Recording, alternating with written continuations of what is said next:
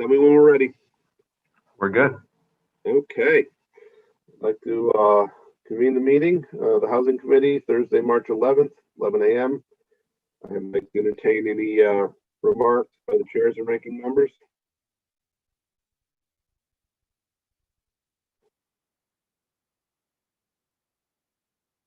Seeing none. Hopefully we can get. I apologize. I was on. Oh, I'm sorry. I was sorry. on mute, but thank you. Go right ahead. I apologize.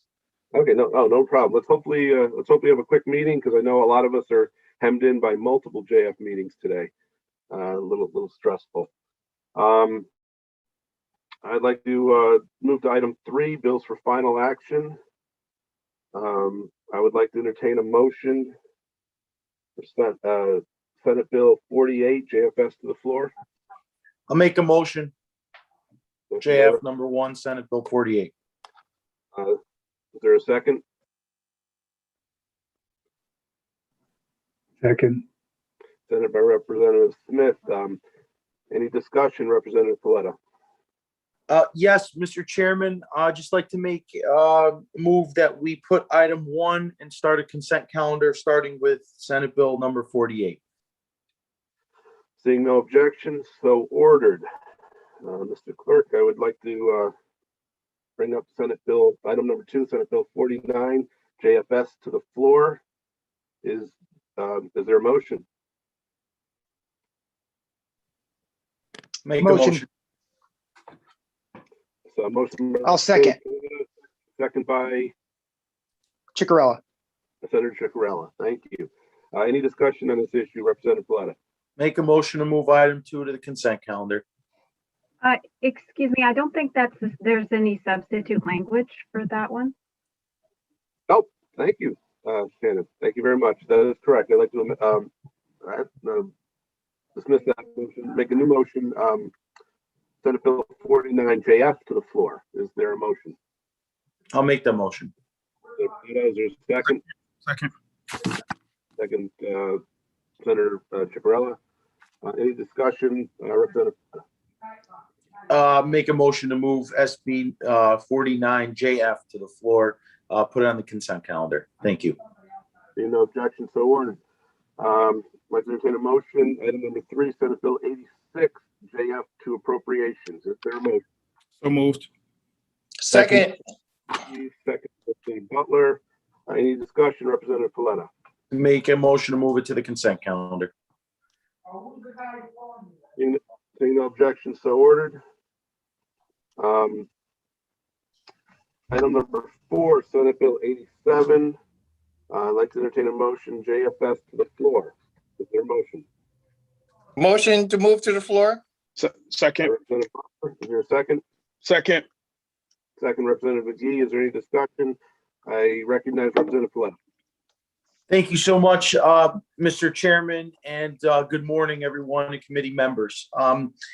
This is really a bill that's really bad, not only for landlords, but for other tenants that are living in a dwelling, and for just a few brief following reasons. Number one, the parking can become a major issue when you have a child care center in a small dwelling, 2 or 3 family. A lot of times, just in my experience, tenants are fighting over parking spaces. If they have a visitor for lunch, they might take the parking space of the person downstairs, and vice versa. If somebody's having somebody over for dinner or for the night, it may corrode the parking spots. I can't imagine adding, an extra 10 cars or more to an individual dwelling. Now, there's no doubt that there's a problem in terms of childcare, and we need places where folks can drop off their kids to be watched during the day. I just would caution about this bill. I am a no on this bill because I do believe that it adds an extra burden to landlords. I think it's going to create a lot of friction between tenants and landlords, especially if there's more, water and sewer used, gas used, yard space, parking spaces. And there's going to be very little compensation in the way of the tenant to the landlord, and a lot of friction between the tenant and the other tenants living in the building. It's just going to cause a big mess. And I think landlords ultimately are going to drive up the price. And for a good reason, when they're renting the place, they may say, hey, if you're going to operate something out of this unit, then there needs to be an additional security deposit, because if you ruin the unit, I have to fix it. So I fear that it will drive costs up for the average person renting a unit. And I hope I'm wrong, but I will vote no today just to flag this. Thank you so much for the time. Thank you, Representative Paletta. Representative McGee, you're recognized.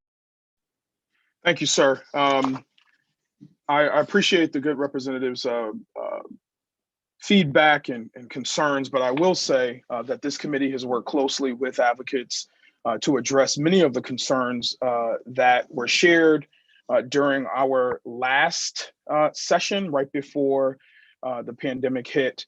And just a few things. I know there's been concern around zoning, around parking, et cetera. I don't believe that would be a major issue. I think one of the reasons why this bill was brought to our committee to address many of the barriers that landlords create with respect to these home daycares. And one last thing, I remember my mom, she served as one of those child care providers right out of our apartment. And one of the things that she did was over communicate with the landlord, the property owner, and there was just mutual respect. But one of the benefits to having my mom there was being able to take care of many of the kids that lived in our apartment building. So I don't want folks to just chop this up as, we have to look at parking spaces and we got to figure out how to take care of our facilities. You're already taking care of your facilities, and these people are already taking rent. But I think this should be something that this committee should definitely support. And I'm sure Zullo and Ciccarella probably will have additional questions, and I'm here for it. Thank you. Oh, no, I did it again. I see two hands up and I didn't see which one came first. So. It was Paul. Paul had his hands up first. Go ahead, Joe. In Do it this two world, things I at once, can't two look different down things. anymore. Please go right ahead, Joe. All right. Thank you, Senator Sugar. Representative Zullo, you are recognized. Thank you, Mr. Chair, and thank you, Senator. You do rank. You have to get used to being the ranking member. You're supposed to be going first. There's great deference to you as a senator. I just want to confirm. So the difference between family child care home and group child care home is the number of children allowed, correct, Representative McGee, through you, Mr. Chair? Correct. And can you just remind me of those numbers again? Because I know that you know them and I'm drawing a blank. We don't have them specified in this particular bill, but we can lean on our attorneys to help us out with that.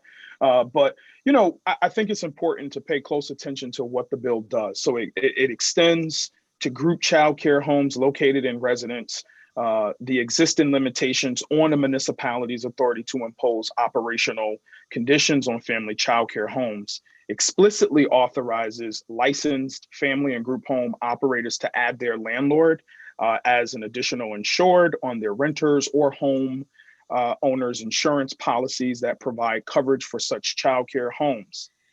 It extends to group childcare homes located in residence, the requirement that the Office of Early Childhood inspect childcare homes for evident sources of lead, et cetera, prohibits rental agreements entered into or renewed on or after October 1, 2021, and makes numerous technical changes related, conforming changes, reorganizing provisions of the state's zoning enabling act. So just to kind of catch you up on some of the changes. Does the amendment, through you, Mr. Chair, address restrictions and condo declarations on operations of businesses? In other words, I understand that a municipality can't restrict, or a rental agreement can't say you can't do this, but if a condo declaration says that you can't do this, is it allowed or disallowed? That's not specified in this particular bill. Okay. My only comments are that I think we should address that when this gets to the House floor, because we should either make it clear that it's allowed or not allowed. I remember this bill coming up last year, and home childcare was a big issue, and it became a bigger issue during the pandemic when people needed affordable places, reliable places in their neighborhoods to be able to send their kids for childcare. And this was a bill that I had a lot of questions on at the beginning last year, and that I got a lot of great answers to, especially from Rafi and others on the committee.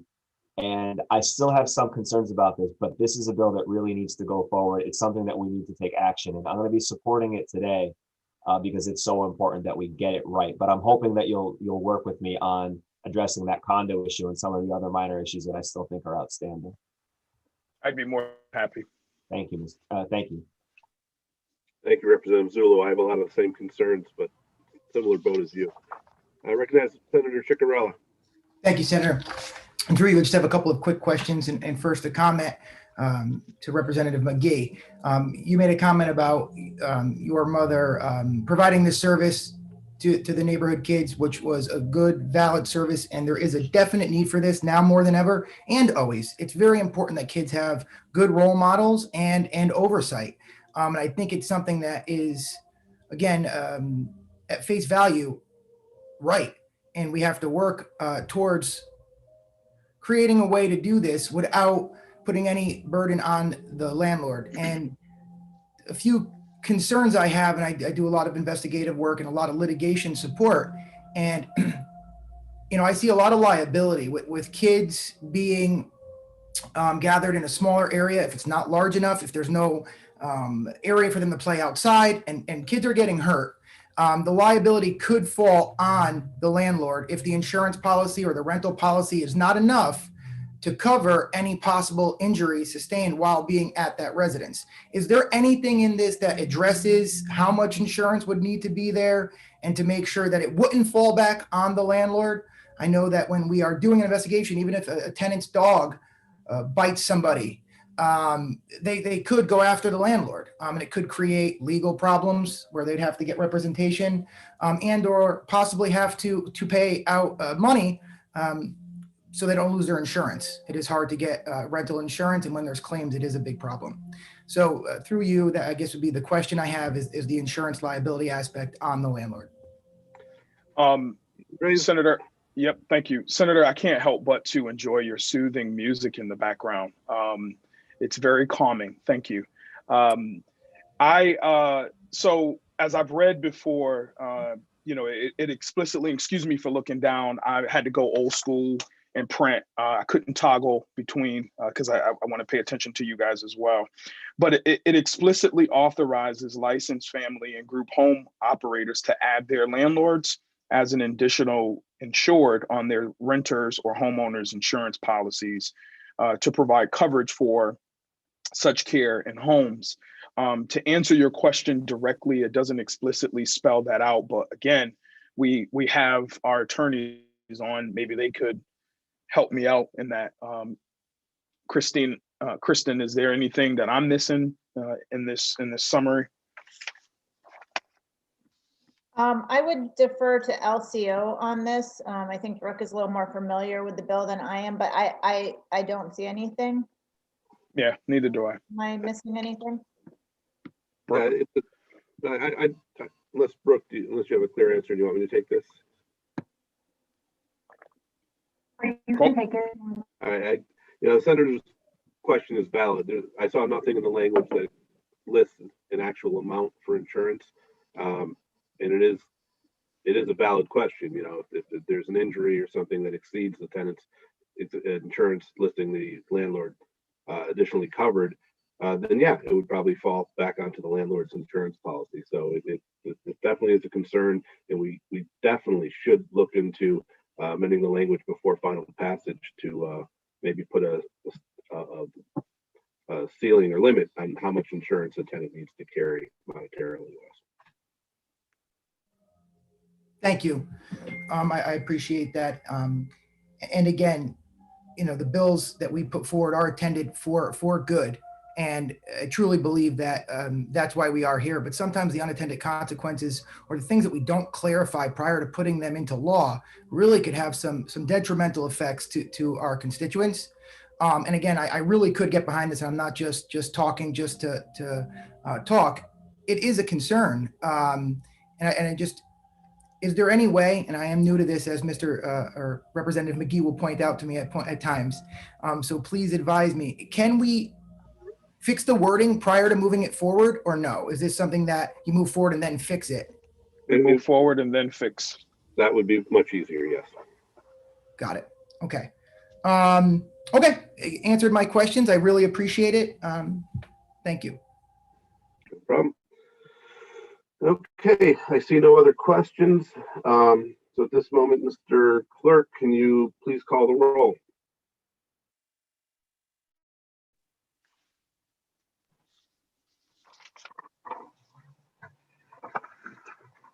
Okay, Just for people's notifications, we will be holding votes open to a later time today.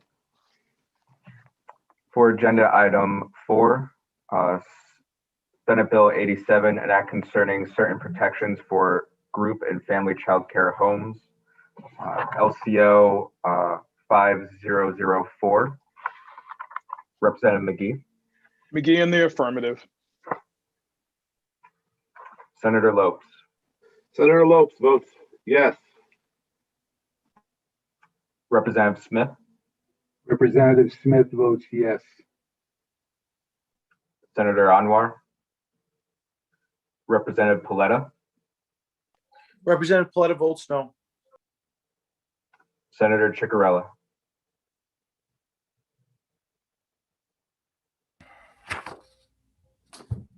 Senator Ciccarella votes no. Representative Butler,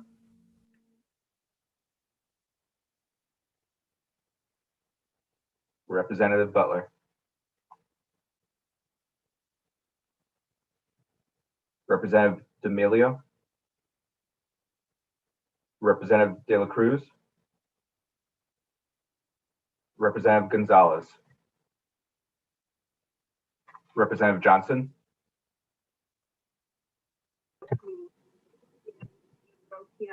Representative Johnson votes yes. Senator Kushner,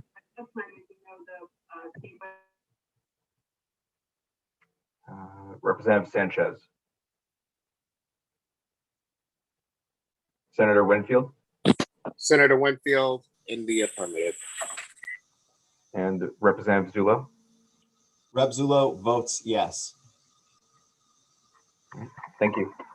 Thank you, Mr. Clerk, and for the public's information, the reason so many people didn't vote is this is an incredibly busy day at the Capitol or wherever we are today.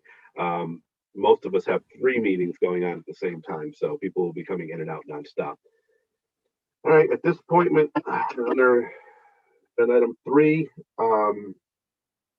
number 5, Senate Bill number 393. I would like to entertain a motion to JFS to the floor. Senate Bill 393. Is there a motion? So move. Moved by Representative Paletta. Is there a second? Second, Ciccarella. Second, sorry, I was moving a little slow. Seconded by Senator Ciccarella. Any discussion, Representative Paletta? Make a motion to add to the consent calendar.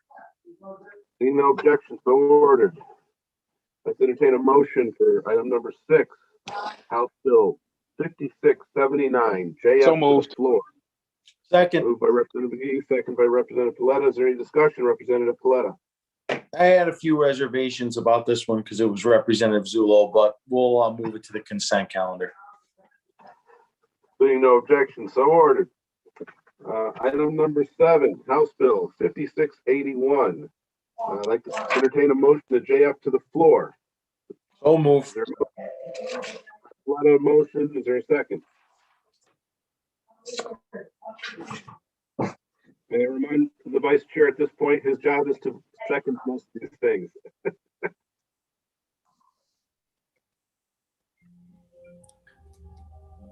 Anyone? Second. So moved. Second. Senator McGee, thank you very much. I feel I'm with my kids. Any discussion? Representative Paletta? Make a motion to add item 7 to the consent calendar. Seeing no objection, so ordered.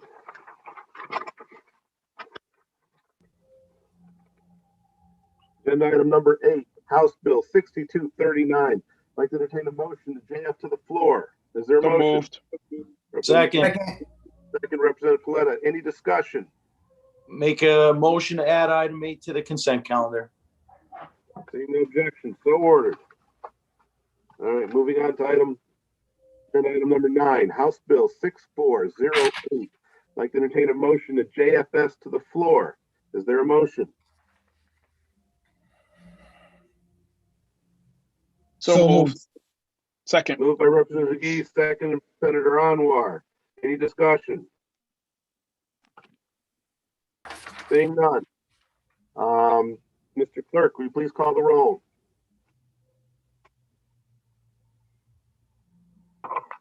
To confirm, this is for item number 9, House Bill 6408. Correct. Great. All right, item number 9, House Bill 6408, an act requiring housing authorities to provide voter registration applications to prospective tenants. JFS to the floor with LCO. One moment. LCO 4741. Representative McGee. McGee in the affirmative. Senator Lopes. Senator Lopes votes yes. Representative Smith. Representative Smith votes yes. Senator Anwar. Senator Anwar votes yes. Representative Paletta. Representative Paletta votes yes. Senator Ciccarella. Senator Ciccarella votes no. Representative Butler. Representative Butler. Representative D'Amelio. Representative De La Cruz. Representative Gonzalez. Representative Johnson. Representative Johnson votes yes. I actually got a few questions. But Senator Kushner. Representative Sanchez. Senator Winfield. Senator Winfield in the affirmative. Representative Zullo. Sorry, Representative Zullo votes no. All right, thank you. Thank you, Mr. Clerk. I'd like to move on to item number 10. Entertain a motion for House Bill 6430 JFS to the floor. Is there a motion? So moved. Moved by Representative McGee. Is there a second? Second. Second, Senator Anwar. Thank you. Any discussion? Recognize Representative Paletta.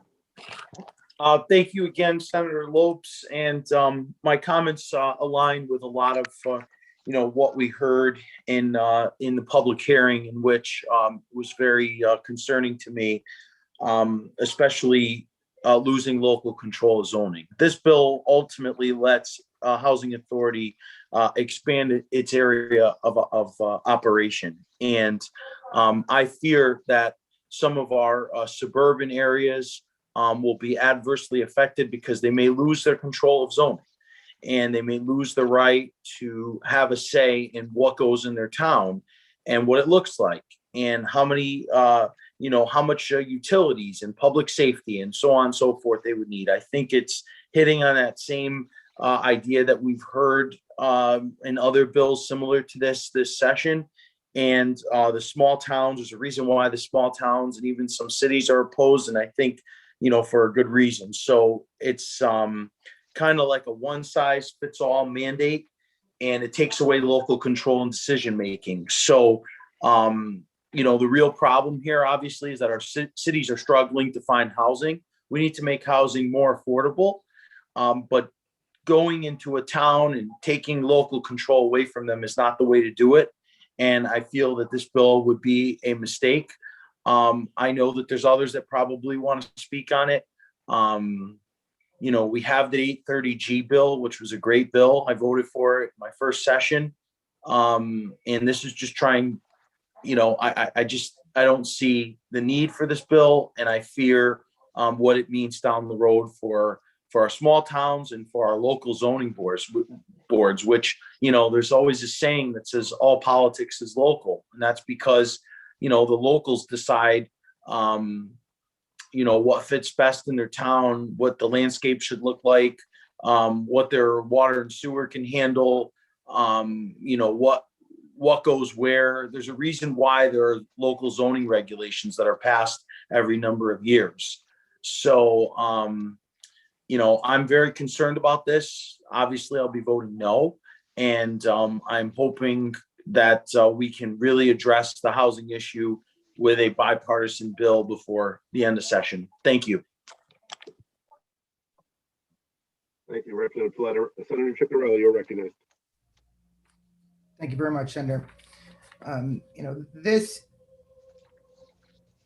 bill I have a lot of issues with, amongst other bills that take away the control from the municipalities, echoing what Representative Paletta was saying.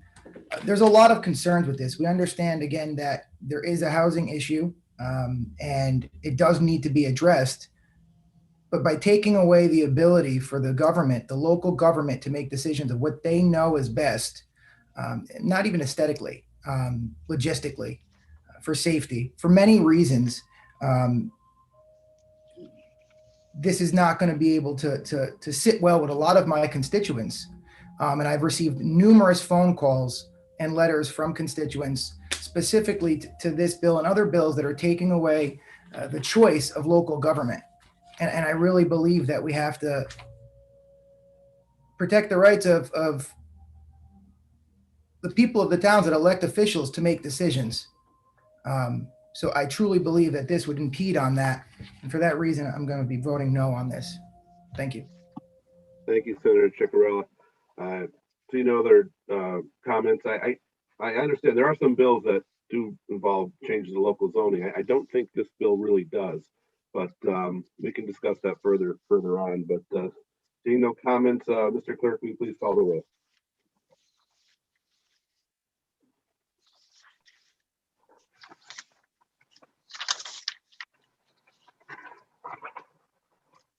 On agenda item 10, House Bill 6430 to JFS to the floor, an act concerning Housing Authority jurisdiction, LCO number 4742. Representative McGee. McGee in the affirmative. Senator Lopes. Senator Lopes votes yes. If the camera picks me up, there I go. Representative Smith. Representative Smith votes yes. Senator Anwar. Senator Anwar votes yes.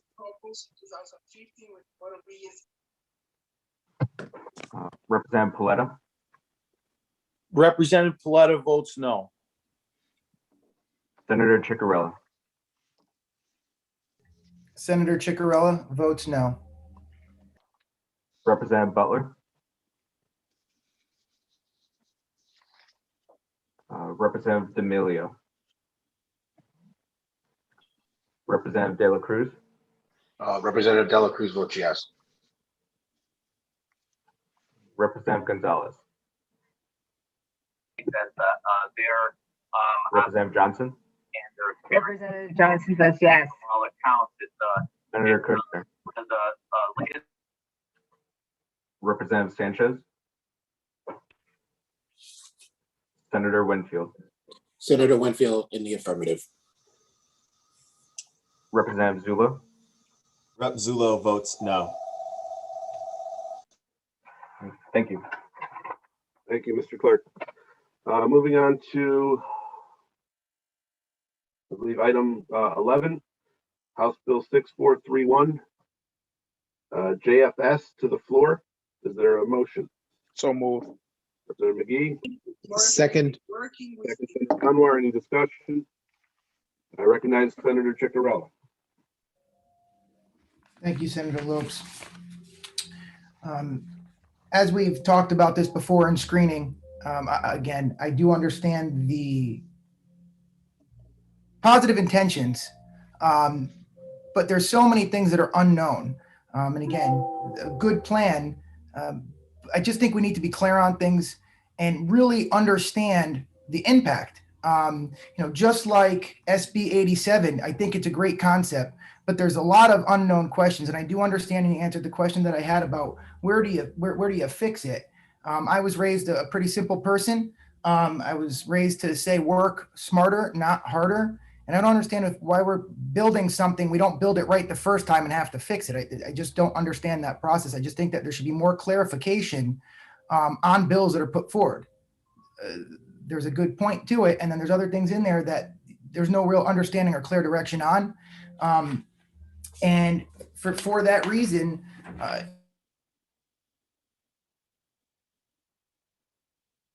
You are muted, Senator Chickarelli.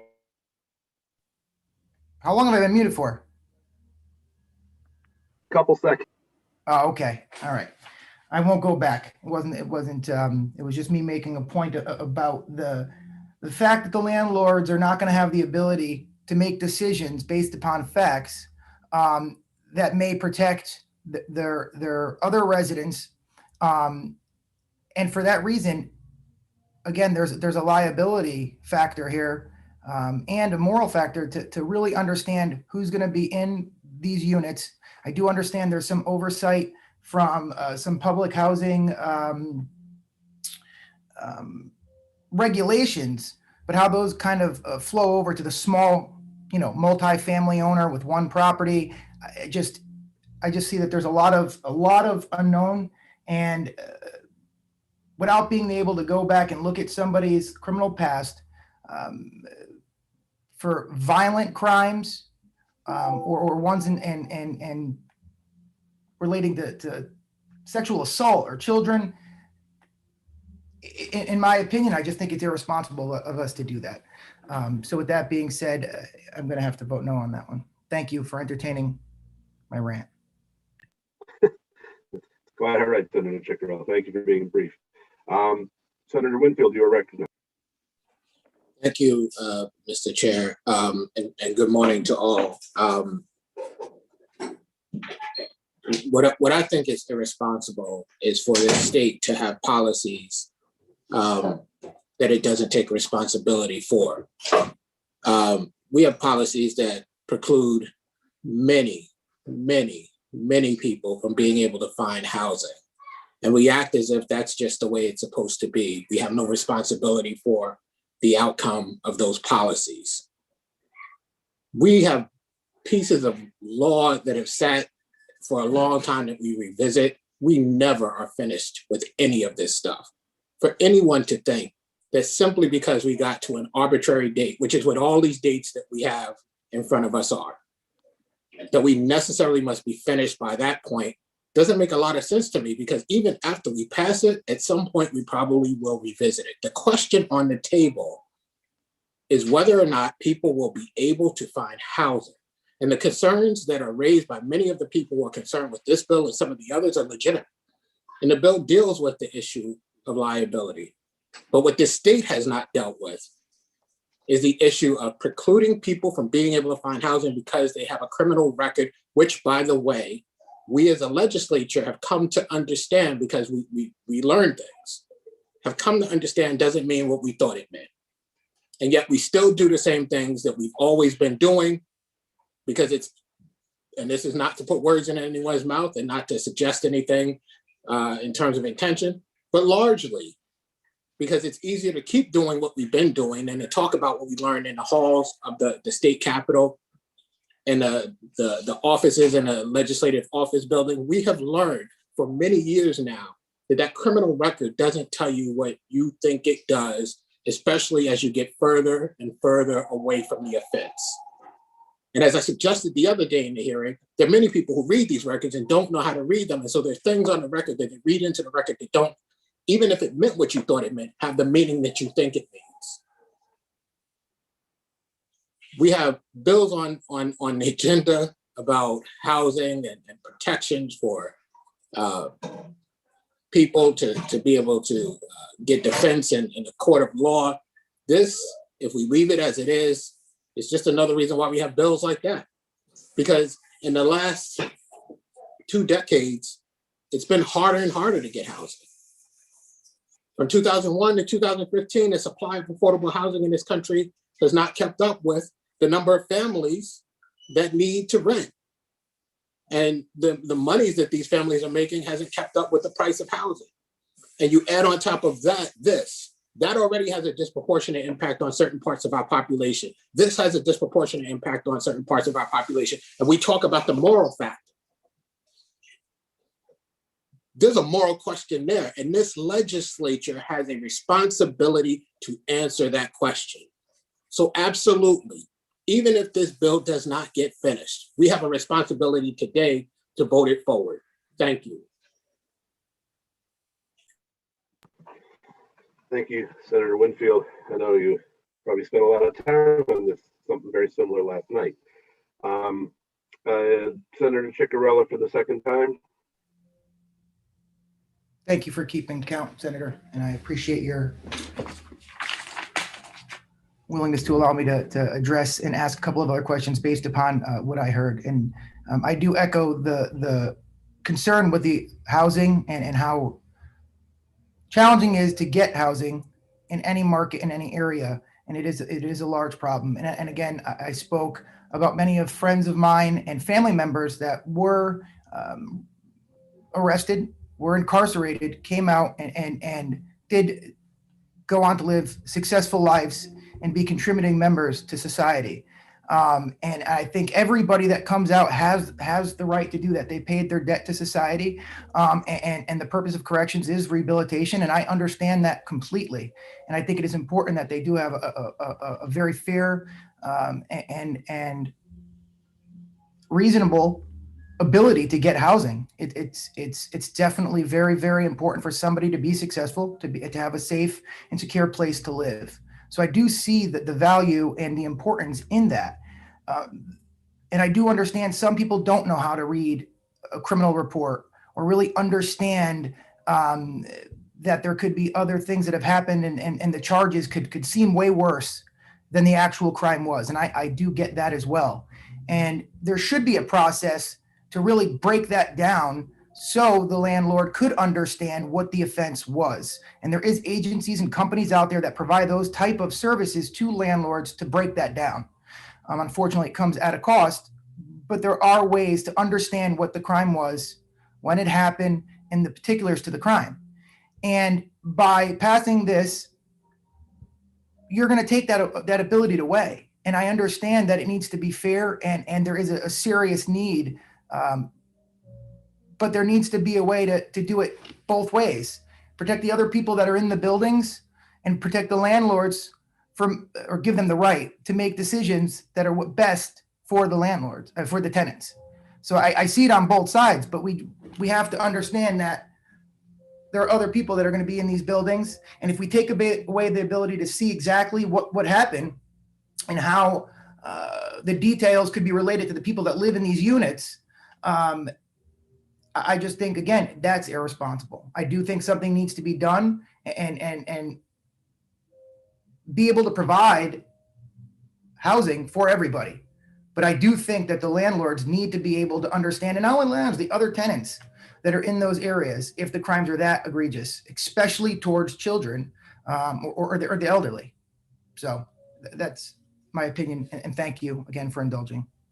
No problem, Senator Ciccarella. Thank you very much. I recognize Representative Zullo. Thank you, Mr. Chair. Just a couple of logistic questions. I'm having trouble locating the S language, so I apologize if these are duplicate questions. The look back periods, I understand, are were changed from 10 years in the original to 3 for a misdemeanor and 7 for a felony. Is that correct? Representative McGee, are you fielding these questions? Yeah, so we started off originally with 7 and 3 as a look back period. We're just going back to the original. So if you've been following this conversation, you know, it stems years back. I can go all the way back to the 80s. but more recently, maybe about 2 or 3 years, there's this concept called the clean slate formula, if you would, and we've been able to work through that. But it's 7 and 3, and 7 years for felonies, 3 years for misdemeanors. And just to clarify, just one thing, and I'm sure you have another question. There are certain crimes, again, very serious crimes that are prohibited and would not allow for a prospective tenant with a particular background to live in a unit, and it's spelled out within the new language and the current bill, et cetera. So I just wanted to put that out there because I don't want people to think, any landlords to think that this is just, let's cover everything up and give folks access. Also, this bill allows, and I'm just going to read it as I have it written. This bill generally prohibits discrimination in rental housing based on an individual's background. And I think that is very, very important to know. But Rep. Zullo, I hope I answered your question in 7 and 3. Yes, you did. I appreciate that. And thank you. My follow-up is, and I think I posed this when we considered a similar bill 2 days ago, is the 3 and 7 year look back from the date of conviction, the date that restitution is made, the date of accelerated rehabilitation completion. What's the date that starts that 3 and 7 year look back? Yep, preceding basically a rental application. But okay, but is it conviction? Is it so in the 3 or 7 years? Are you allowed to consider? So if the person was convicted 3.5 years ago of a misdemeanor, but didn't complete their accelerated rehabilitation until 2.5 years, do you have to consider it? I want to make sure that we provide clear guidance because we want people to follow this and not get hung up. Yep. So upon completion of that application, that's when that 7 and 3 year look back period kicks in. Okay. I appreciate that. Thank you. I recall having a number of people come before our committee last year and this year with, heartbreaking stories of being unable to find rent and the difficulties of finding rent. I still have a couple logistic concerns. I'm not going to tie us up with this today. I'm going to vote no to flag it, along, for some of my House members, but, I'm looking forward to having this debate on the floor. Thank you, Mr. Chair. Likewise. Thank you. Ironically, I'm not. So once again, I did not pay attention. I see both Representative Smith, Senator Anwar. I'm not sure who was up first. Please help me out. I don't either, Mr. Chairman, whoever.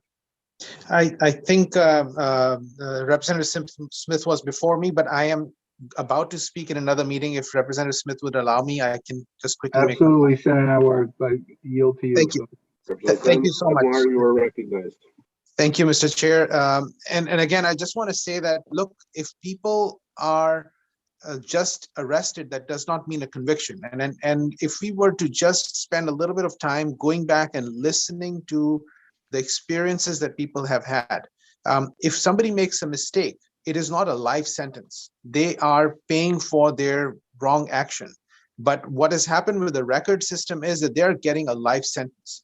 And if you look at the number of individuals who, if you spend time with some of the homeless people, and I know I've had that opportunity to spend a little bit of time and having conversations with homeless people, including veterans, you would be surprised that they are, because of a situation that they had, many of the times unresolved issues, PTSD and so on, that has resulted in a criminal situation that actually led them to become homeless because they cannot get a place to live. And it's a life sentence for individuals.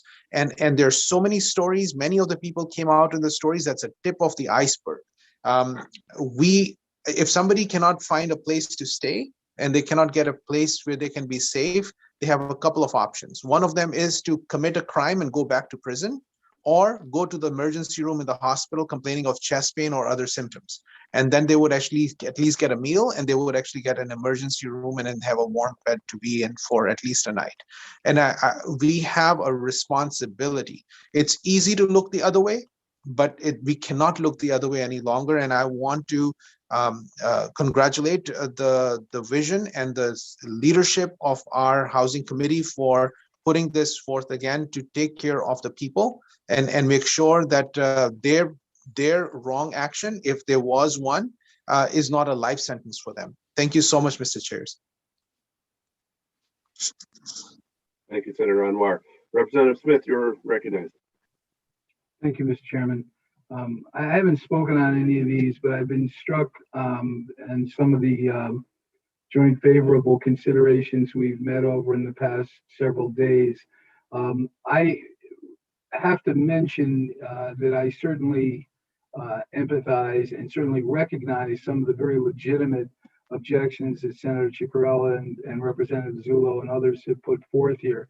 I think the matter of public safety regarding renting to private landlords renting to individuals, they obviously have access to credit records, sometimes a lot more in-depth information than they would get from the criminal justice system. But I do believe that some of their claims are obviously very valid. And I would like to know that my landlord was protecting my safety and considering who he or she were renting to in a similar situation. On the other hand, this whole session has been swept up in a new, I think, a new concern for redemption, which runs a lot deeper than any legislation in our culture, in our society, and I think it's a good thing. We put up a bill called a right to housing, as we put up a right to medical care. And these are monumental pronouncements saying that we have a right to these things, and I do believe we do. And for that reason, I'm going to vote yes on this particular motion, because I think redemption in this case, as Senator Anwar was just saying, when people fall out of into homelessness, there are also attendant other social phenomena, including petty crime and things that sometimes can be visited on them that needs to be understood in the context. I like the idea that we are providing redemption for some people that have been had otherwise difficult circumstances in their life, which I think in this case outweighs 3 and 7 years. I think is probably adequate time to make a good assessment of a prospective tenant. But I'm voting yes for this, but would like to study this further as this bill moves forward. And just wanted to register my position on it for the record. Thank you, Mr. Chairman. Thank you, Representative Smith. That was very well said. I recognize Senator Ciccariello. Thank you, Senator. Just two quick questions, and maybe Representative McGee can help me with these. The language or the specific laws that were broken or crimes, where was that so I could take a look back at that? Pardon me, I'm sorry, I didn't hear you. You said it is explained which crimes are outlined that would allow somebody to be flagged essentially and not considered to be discriminated. Sure. Where was that? Sure, it's available on the HUD website. You can go to HUD, Housing Urban Development, and that'll provide you. And we'll have our clerk forward you those lists as well. So, thank you, and through you, Senator. Just one more question, or first a statement to that. I do realize, or I did see that, but how does HUD apply to yourself that has a couple of, I believe you have a couple of units? How would HUD's regulations apply to a private landlord? How, we would just adopt their language? How would that work? Yep. Yeah, so outlined in the current bill is actually HUD's language. And I was very clear that I didn't want to recreate the wheel. That's something that's working in terms of what crimes, certain crimes are prohibited. So we started from there. And should this pass, that would apply to many of our private landlords as well. I think The argument or the concern is that all landlords want to have complete access to one's criminal background. My concern, and the reason why I continue to bring this measure back to this committee, is that we have not given said individuals an opportunity to take advantage of housing. As a matter of fact, we've discriminated against at an alarming rate. So to your question and your concern, which is valid, we are adopting what the Housing and Urban Development Agency that governs all types of housing in this particular proposal. Thank you. Thank you very much. And I will take a look at that in detail. One last question through you, Senator. If we're unable to look back 7 years, how would we know about whatever the crimes that are listed in this HUD document? How would the landlord be able to know if we make a law saying we can't look past 7 years to see if one of those crimes would fall within the reasons for not allowing somebody to stay in a unit? It's, not to be sassy, in the words of my mom, but we don't know anything about some of our neighbors and what kind of crimes that they've committed, right? There's also research that suggests after a certain period of time, whether it's 7 years or 3 years, these individuals are most likely not to recommit or reoffend, right? And that's you can find that in research. And so I've often been heard saying, we just have to have a heart. You have to have a heart, and you also have to allow for people to live in their new space. And that is also taking a risk. So I don't know how else to answer that, but only to say that you may not be able to see that. What through you, Senator, what may I not be able to see? Well, you asked the question. You said, what if we're unable to go back further than 7 years or 3 years? Whatever's there, it's sealed. So you may not. I don't know what that it is.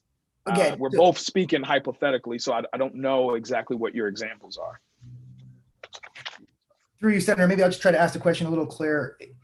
If there are certain crimes that would stop somebody from being in a unit with a child, even though they're past 7 years, pursuant to the HUD's regulations, if a landlord can't look back because the records are sealed past 7 years, how would they ever know? So basically, there is no crime after 7 years that would restrict somebody from living in the house with a child next door. That's untrue. I think, number one, you have sex registries, and they're governed by particular statutes. And so you still have access to that. So again, every situation is different. And I mean, I don't know if we have 17 hours to go through every single statute, but to your point, using this example, you're able to go right online to look and see whether or not this individual has committed a sex offense toward a child, which is in fact prohibited. Okay, so, and again, I didn't look at this and I apologize. I've been on a multiple other assignments for other committees and doing some research, and I did see that come over. So there's only sex crimes that prohibit people from HUD housing? Again, Senator, there's a list, so I can share that exhaustive list, or you can take a look at line 150 together, and I'll read that for you. Provisions of this section shall not apply to a person who applies for housing who has a conviction of manufacture of production of methamphetamine on the premises of federally assisted housing, or to a person subject to a lifetime registration requirement under a state registration program pursuant to 24 CFR 960.204 and 24 CFR 982.553.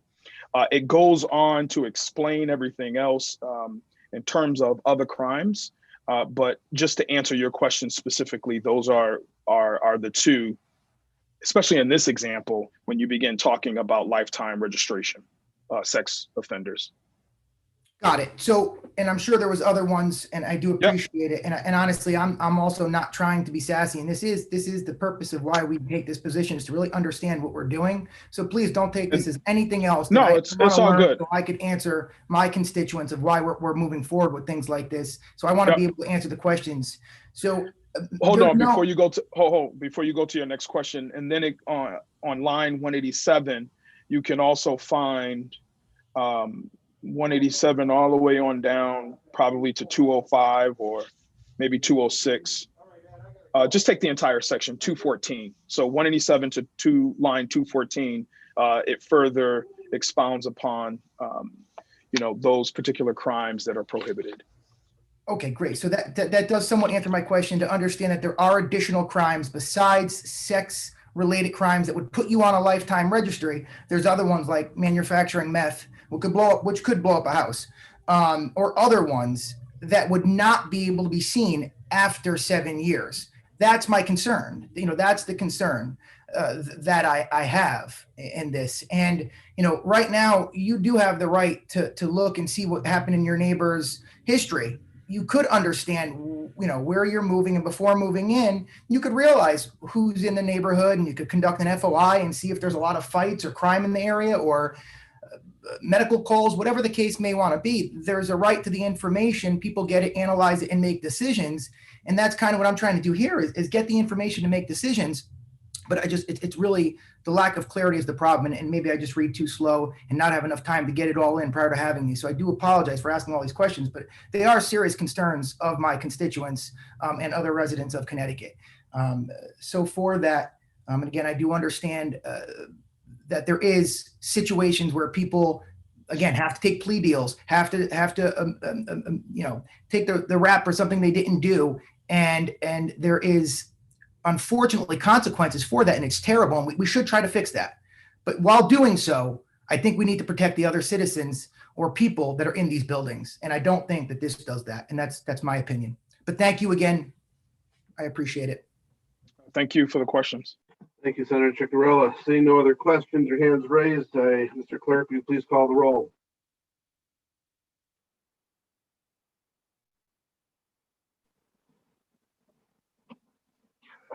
All right, for House Bill 6431, an act concerning housing opportunities for justice impacted persons, to JFS to the floor with LCO 5010. Representative McGee. McGee in the affirmative. Senator Lopes. Senator Lopes votes yes on this bill when the camera picks me up. Good. Representative Smith. Representative Smith votes yes. Senator Anwar. Representative Paletta. Representative Paletta votes no. Senator Ciccarella. Senator Ciccarella votes no. Representative Butler. Representative Butler votes no. Representative D'Amelio. Bebe. Representative De La Cruz. New members of the Human Services Committee of the Connecticut General Assembly. My name is Representative Gonzalez. Representative Gonzalez vote yes. Representative Johnson.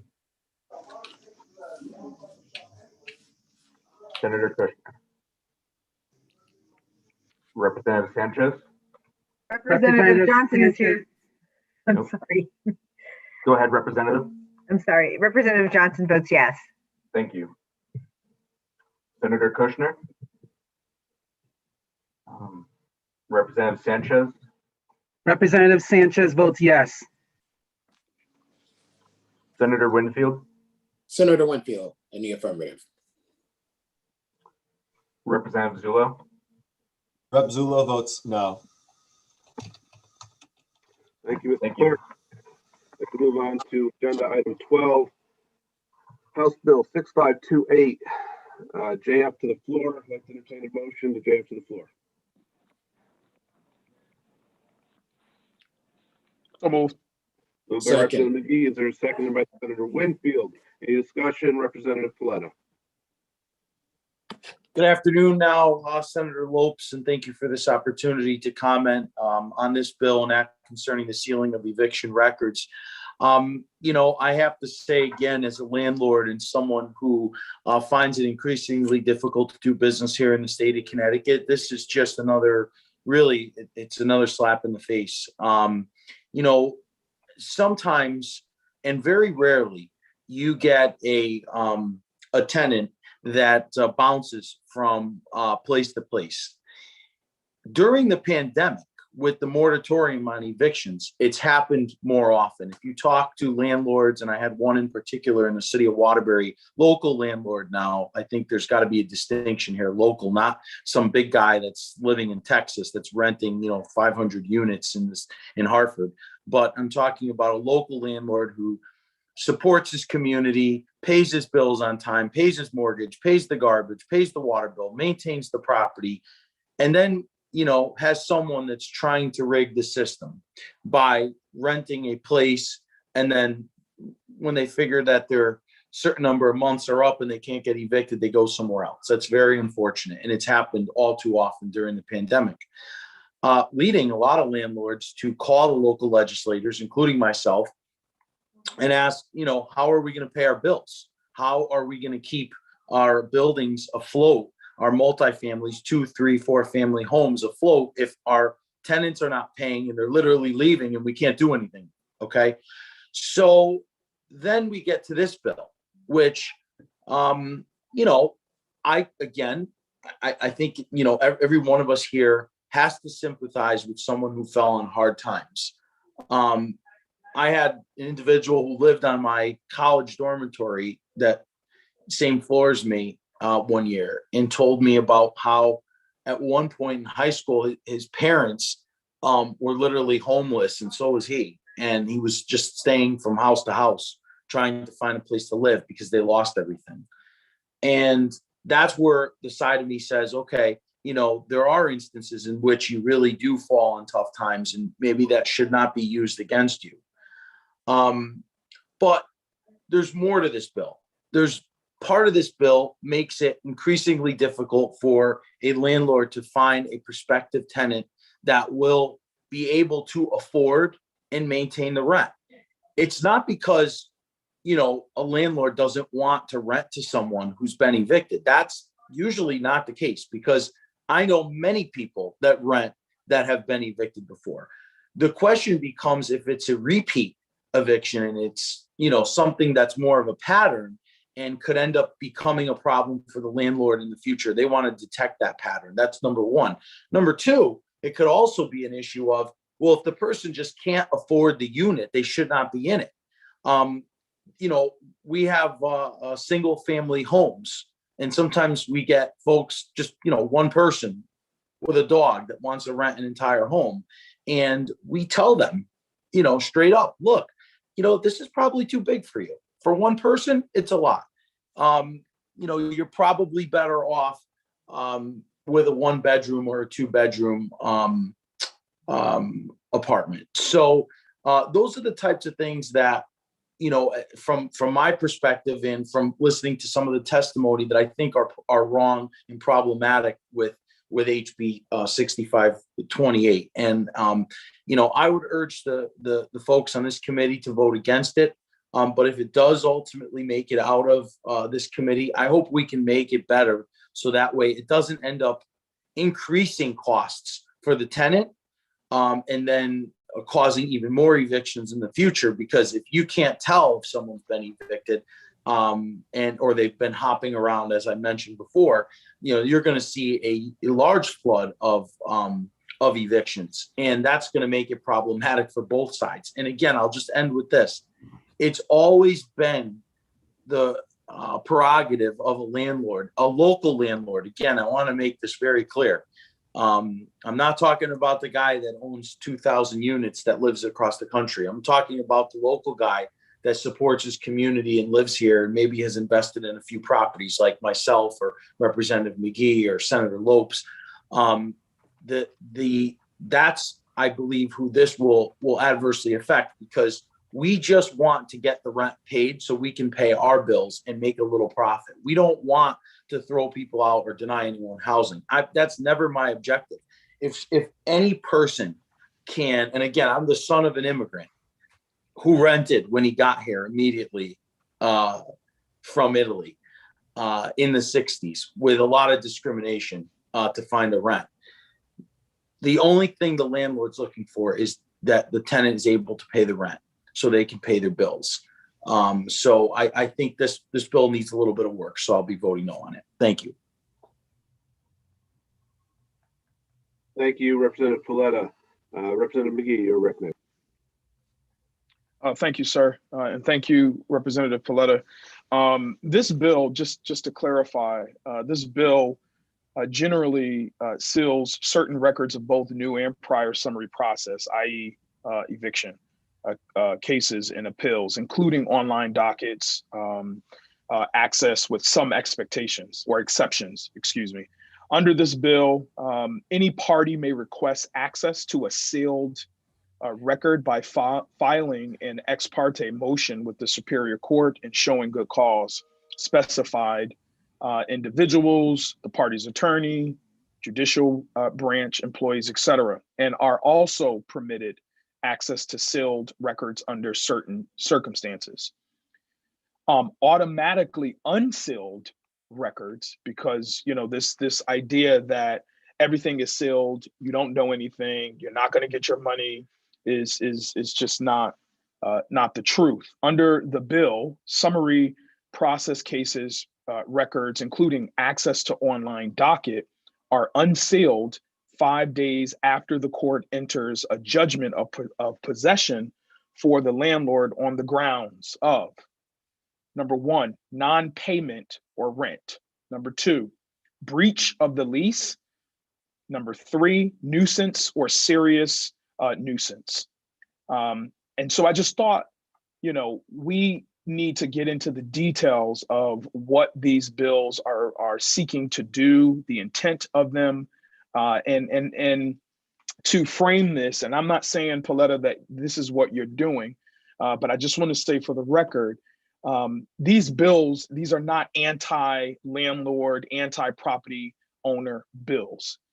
It creates opportunities for stronger relationships between landlord and tenant, but also making sure that we realize the realities that many people are faced with when it comes to discrimination, quite frankly, in the housing space.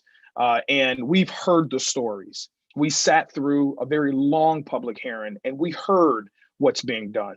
And so there are certain restrictions on landlords and consumer reporting agencies to address discriminatory practices, housing practices that continue to block people and, quite frankly, harm people for the rest of their lives. Thank you, Mr. Chair.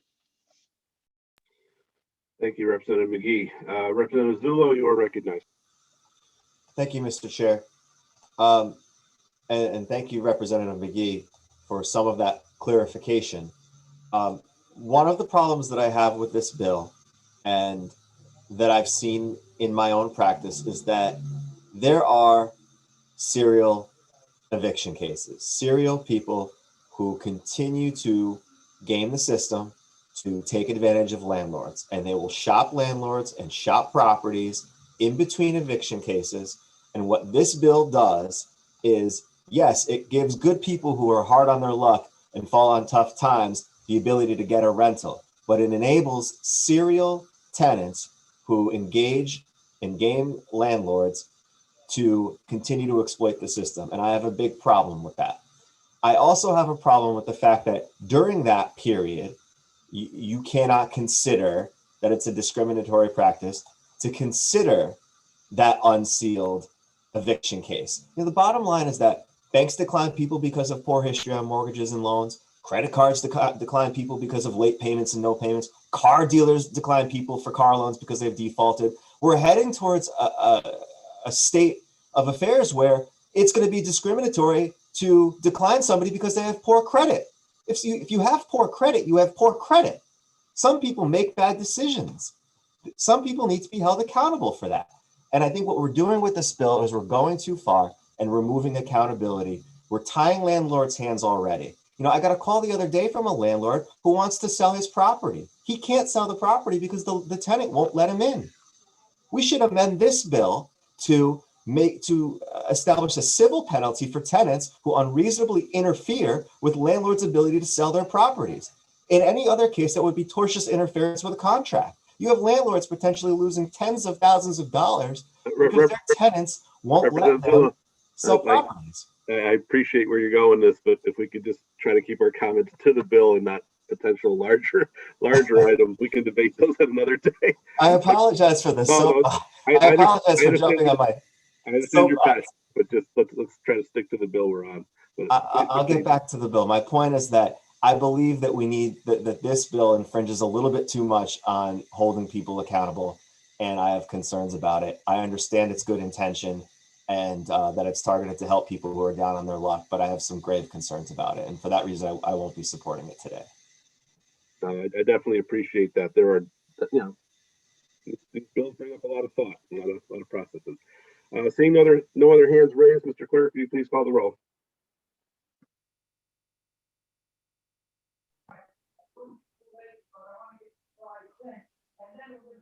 Item number 12, House Bill 6528, an act concerning the sealing of eviction records. Representative McGee. McGee in the affirmative. Senator Lope. Senator Lopes votes yes. Representative Smith. Representative Smith votes yes. Senator Anwar. Representative Paletta. Representative Paletta votes no.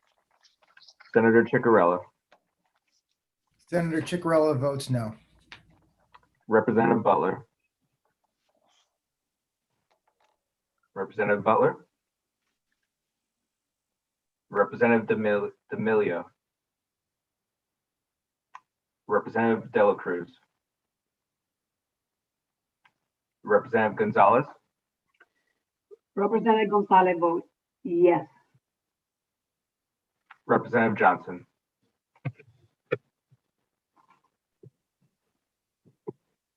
Representative Johnson votes yes. Senator Kushner. Representative Sanchez. Representative Sanchez votes yes. Senator Winfield. Senator Winfield in the affirmative. Representative Zula. Rep Zula votes no. Thank you.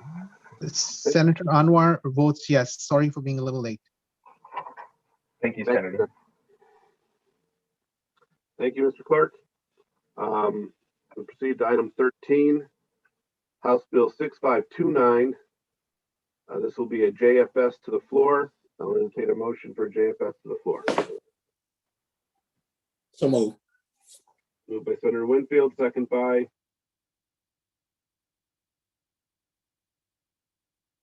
Senator McGee. Representative McGee. Sorry. I do not want to come upstairs. I'm good. Okay, you never know. By Representative McGee, my apologies. Any discussion? Seeing no hands raised, Mr. Clerk, sorry. Senator Ciccarella, you are recognized.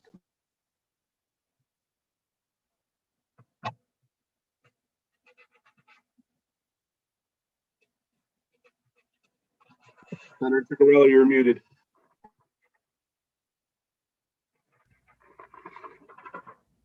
Can you hear me now? Much better.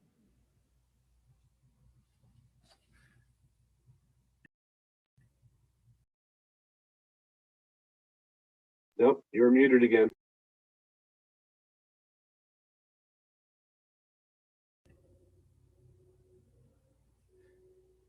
I believe it's off now, but then it keeps going back on. Yeah, it's strange. You're on now. Let's see. All right, hold on. Okay. Possible you wore it out. But you are muted again. Your mute symbol came back up.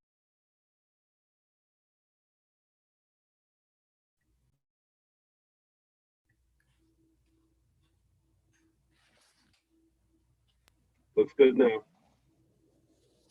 Okay, I'm having some connectivity issues. If you could hear me, I'm just going to yield my time. Thank you. Thank you, Senator Ciccarella.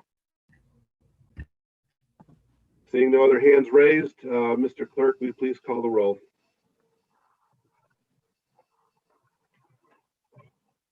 Agenda item 13, House Bill 6529, an act concerning housing authorities and establishing an office of the housing advocate to JFS to the floor with LCO number 4870.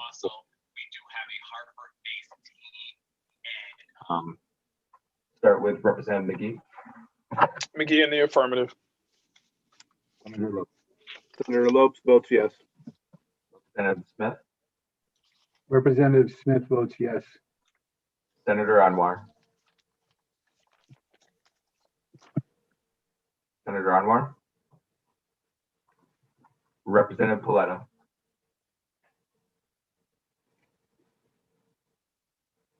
Representative Paletta. I'm sorry, Representative Paletta votes no. Senator Ciccarella.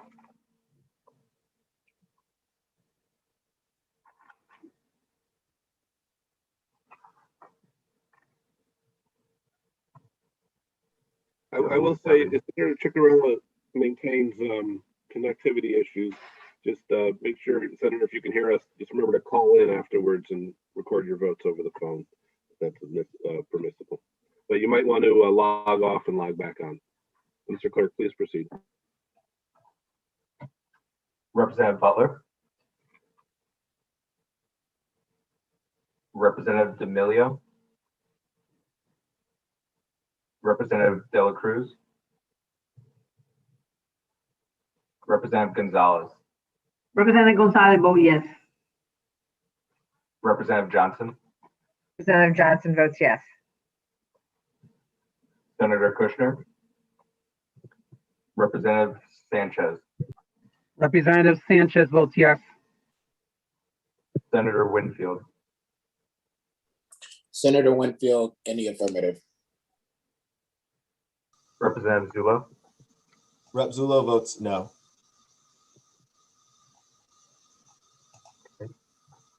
And I just Thank you, saw Mr. Senator Clerk. Ciccarella come in. Oh, give him a second. I see him coming back on. I see you back on, Senator Ciccarella, but okay, there you go. All right, this should work. Thank you. I'm using two computers. I do apologize. I apologize. I don't know where we are. I couldn't hear anything. And Mr. Clerk, he's calling the vote to you. Yes, Senator, we're on House Bill 6529, an act concerning housing authorities and establishing an office. I'm sorry. yeah, I got it. Thank you so much, and I appreciate you waiting for me. Senator Ciccarella votes no. Thank you.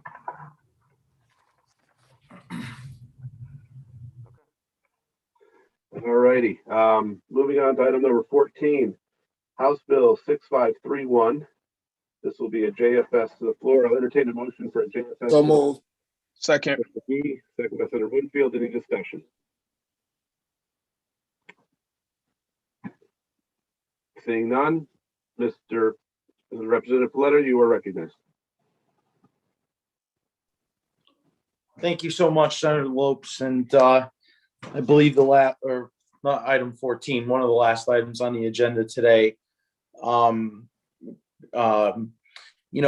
This is one of those times where, this bill was put forward. Of course, we had a phenomenal, robust discussion about this. But again, it really comes down here to the cost. And I do believe that this is going to go to approps, and they're going to look at this and realize that, number one, the state of Connecticut may not be able to afford it. And number two, there's also some serious implications here, again, for landlords. It was brought up during the public hearing that a landlord pays out of pocket for evictions. And there are times when a landlord can't afford an attorney because they haven't been getting paid the rent, and they need to either defend themselves or go to a mediator or just lose out. And it said that the average eviction costs a landlord anywhere between $3,000 to $5,000. There's no protection in here for a landlord. There's no clause in here that says that if a landlord can't afford an attorney, then they have the right to counsel, amongst many other things that's wrong with this bill. But I will reserve my comments if and when this makes it over to the House floor, which I'm sure will be one of the marathon conversations and debates about this, probably go on for hours and hours. But for right now, I will limit my discussion to the fact that this is not a bill that will help tenants with having affordable rent. It's not a bill that will help landlords. It is not a bill that will be easily afforded by the taxpayers of the state of Connecticut. And ultimately, it's a bill that either needs more work or needs to be amended. But I will not support this bill today, and probably not going forward unless there are some serious changes to it. Thank you. Thank you, Representative Paletta. I shared some of the concerns about the cost of this bill as well. I've been doing some additional research, and an interesting piece I got out of the New York City version of this bill is in terms of straight costs, the numbers weren't as dramatic as I was concerned about. In terms the total amount of money the city of New York spent on their eviction program, which, as you can imagine, is bigger than ours, divided by the number of people who were assisted by it, broke down into the hundreds of dollars per person, which I thought was much more acceptable than our initial numbers. But you are correct; it will have a fiscal note. It will go to appropriations, and hopefully, it will be, if we can modify this bill in a way that makes it less expensive, it has a better chance of passage. But at this point, I'd like to recognize Representative McGee. Thank you, Senator Lopes. I'll make a quick comment. I see other hands raised, so I'll be extremely brief. But I think it's important that we shed a little light on the importance of this proposal. We know that evictions throughout the state are higher in certain areas, if you would, than other places. And I had the opportunity, a good opportunity.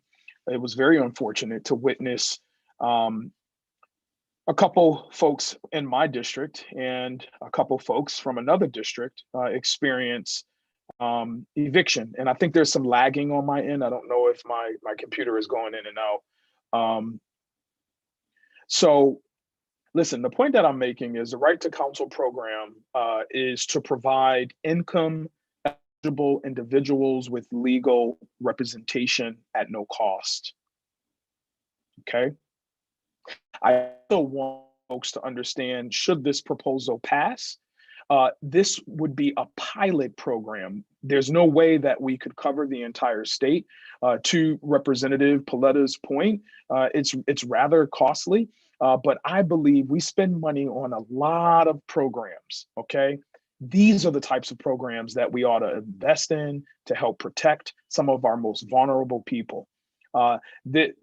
Nowhere in this bill suggests that this is an anti-landlord bill, right? This is an opportunity to protect some of our most vulnerable, some of our most poor here in the state of Connecticut.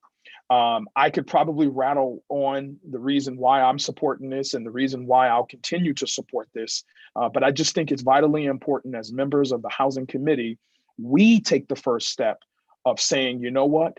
Everyone deserves a fair chance. Everyone deserves representation, starting in this committee. So I highly recommend and ask that the members of this committee support this proposal. Thank you, Mr. Chair. Thank you, Representative McGee. Representative Ciccarella. Sorry, I'm all over the place. Senator Ciccarella, you were recognized. Thank you, Senator. I also have some great concerns about this, just the cost, the price tag to this, and also, the fairness to the landlords that may not have the money for representation. And again, we could talk more about this in that next phase, but when I got my first investment property, I barely had enough money to turn the lights on and slowly start to fix up the units. And I had to evict somebody, and I didn't have an attorney. So there's always two sides of the story. And I believe Rafi gave me some statistics that 80%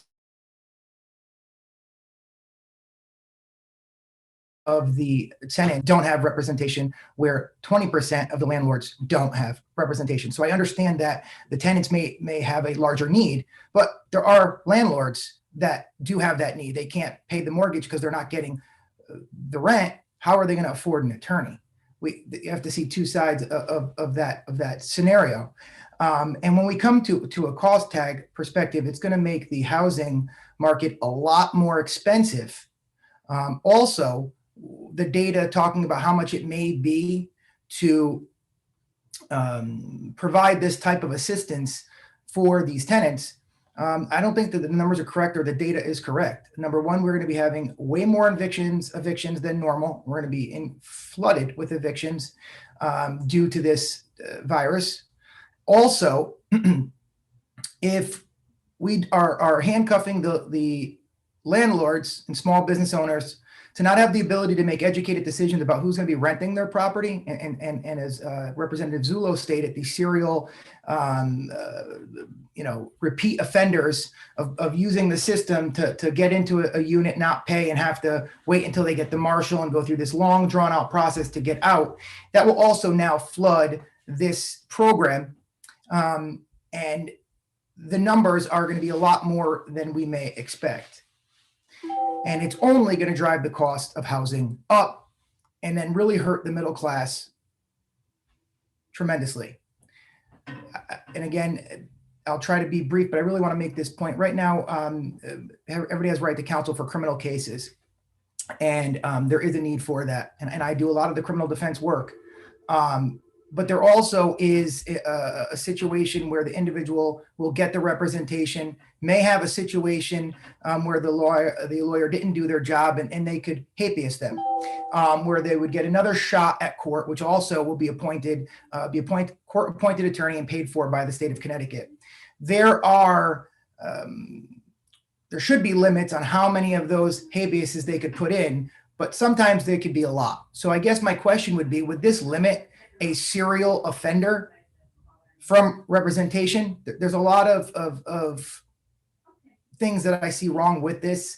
I guess I'll let somebody respond if they could, if they happen to know. And then if there is no response, at this point, I'm just gonna let you know that my vote will be no, and thank you for the time. I appreciate it. Senator Ciccarelli, I can't speak to the language. My experience with legal aid, personal experience, when they do have someone that continuously comes back over and over and over, because they're currently legal aid will represent people who are low income and dire straits being evicted. But when they consistently have someone coming back, lying, not following through on court orders, then yes, they will get a limited response as well. There is accountability because they have limited resources and they must help people who are better intentioned. Thank you, Senator. Recognize Senator Winfield. Thank you, Mr. Chair. No, I won't go too long. I appreciate the recognition, and I recognize the issues that some people have with the policy, particularly the cost of the policy. I will just say this: in this country, I think many of us believe that the right to representation has always existed as it does, and I think that's just not the story.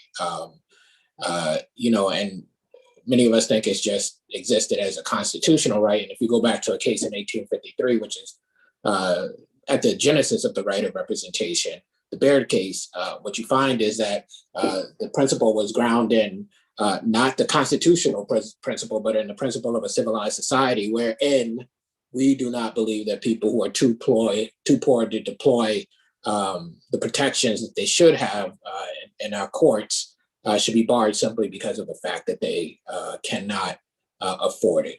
And while we have a direct connection to the Constitution for the rights you have in criminal cases, even that has evolved over time in the Johnson versus Zerbst case, in the Powell versus Alabama case, and certainly in Gideon versus Wainwright. What I'm saying here is that the policy part of this, the principle part of this, is the same as that 1853 case. It is exactly the same. And we should be considering that as a housing committee, because what we are tasked to do is to think about the policy of this. Sure, certainly it will go over to appropriations. We'll have a debate about whether or not we can afford it. But this isn't just a simple two-sided issue. This is an issue about what do we want to do. The other side of this issue is homelessness, to be quite frank. And I think we should think deeply about it. I appreciate everybody's concern, but I just wanted to be on the record saying that because I think it's an important perspective to add. Thank you. Thank you. Spoken as the chair of the judiciary. I believe Representative McGee is next. No, Representative Zullo. The way it's in the order of my computer, it seems like it's left to right. But Representative Zullo, please proceed. Actually, I believe Representative McGee was first, and he is higher ranking, so I'll defer to him. And, Representative Zullo, please go ahead. Okay. I'll just very briefly add that I'm very concerned about the framing of this as a right and the continued framing of a lot of things as a right in this entire session. You know, this is a slippery slope. It's a right to counsel in eviction. I understand we're trying to prevent homelessness. I understand that there are people with limited resources. I agree with some of my colleagues. There are a lot of landlords who have limited resources. There are a lot of landlords, you know, who do not have the means to hire an attorney and who will not have the means to fight a case if a tenant has an attorney and they do not. I worry about the extension of this right. What are we going to see the right to counsel in foreclosures next? I can make an argument that the loss of your house and the potential equity in your house is as important or even greater than the rights that are on the line in an eviction. What about the right to counsel in collection actions? You get companies that rack up huge amounts of huge judgments on people because they don't have representation. They don't realize they're being defaulted. Their lives are irreconcilably hurt by these actions. What about the right to counsel in CHRO actions against employers? Employers have huge amounts of money and incredible legal teams to fight these actions. You can make a case in every civil action that somebody should have a right to counsel. I'm questioning whether that is a necessity here. I think that the state would be better served looking into partnering with universities, especially law schools across the state. Yale Law Clinic has a fantastic program that they deploy in New Haven regarding foreclosures, where anybody who is not represented can avail themselves of students who are on the docket, every foreclosure docket, to assist in foreclosures. I think that would be a great partnership for the state to explore in the context of the housing courts. And I would prefer to see something like that than something with a hefty price tag like this and something that threatens to further make it harder for landlords to be in the business that they're in. So for those reasons, I'm going to be voting no, and I appreciate the time. No problem. Representative Zullo, maybe next year you and I can co-sponsor the right to counsel for foreclosures, although that might go to banks. Senator McGee, you are recognized. Thank you, Senator Lopes. For the second time, I just wanted to come back and just clarify, this would not be a pilot program. In fact, this would be a phased in program. And just for your record, members on the committee, please take a look at lines 113 to perhaps 123, and that can further explain to you what I'm referencing. But one of the things, this idea that landlords don't have representation, less than 0.5% of cases in the past have had a tenant with representation when the landlord did not. So that's important to note. Since 2017 or in 2019, out of 20,000 eviction cases, 20,000, only 124 times did an LLC or a landlord not have representation when a tenant did. So it's important that we look at the numbers and we understand why this type of proposal is important. Again, thank you so much, Mr. Chair, for the second time. That's what I was afraid of. Representative Zullo, your hand is up for the second time, sir. I'll just be very brief. I just want to put a caveat on that last comment that it's a requirement that an LLC must have representation. You cannot, as a member or manager of the LLC, represent yourself in court unless you are a licensed attorney. And because so many landlords place these properties in LLCs to avail themselves of the protections afforded to them by LLC, by having that designation, they are required to hire counsel. And so I think that's a valid statistic. I'm not doubting that it's valid. And I understand the point you're making and the obvious inequity there in a lot of those cases, but also recognize that it's a requirement, it's a necessity for landlords to hire counsel if they have their properties in LLCs. So I appreciate that. Thank you. Thank you, Representative Zullo. I was going to say that. Okay, I don't want to pinball this all back and forth, but Senator Ciccarello for the second time, please. Thank you very much, and I will be quick. Senator Lopes, this goes to questions for Representative Zullo. I believe you do housing issues and represent landlords. What is the average cost for a landlord in an eviction process? Mr. Chair, is that acceptable to answer? Let's proceed. I'm sorry, my internet, we're all on Wi-Fi right now, so I'm going in and out, and I did not hear the last maybe 20 seconds of whoever's talking. Senator Ciccarello just asked Representative Zullo for clarification on the average cost of an eviction. Got it. Sorry for interrupting. It's hard to pinpoint an average. I would say that it can run anywhere from $1,000 to $3,000 or $4,000. It all depends on how it's resolved. You can have a tenant that never appears and you proceed via very quick defaults and you get possession relatively quickly. On the other hand, you can have a situation where there are bankruptcy filings, where there are multiple continuances requested, where you actually go to a full trial on the facts and it takes longer. The vast majority, I would say, settle via mediation. The court system has a great, especially in New Haven, they have a great mediation system. And I'd say the vast majority settle there. It's hard to say, every firm charges different. I would imagine between $1,000 and $3,000 or $4,000. Got it. And I do apologize, but through you, Senator, is there an estimated amount of time? I know that some are quick and easy, as you said, and some could be quite long. Is there an average, maybe a low end to a high end in time? It's hard to say time-wise. I would say I advise my clients to anticipate between 90 and 120 days normally. Now with COVID and everything else, that's changed the entire game. But that's what I advise my clients. Thank you very much. It did allow me to understand kind of the real cost associated with that possibility of not getting the rent, the attorney fees, and I'm sure there's other fees that are associated with this process.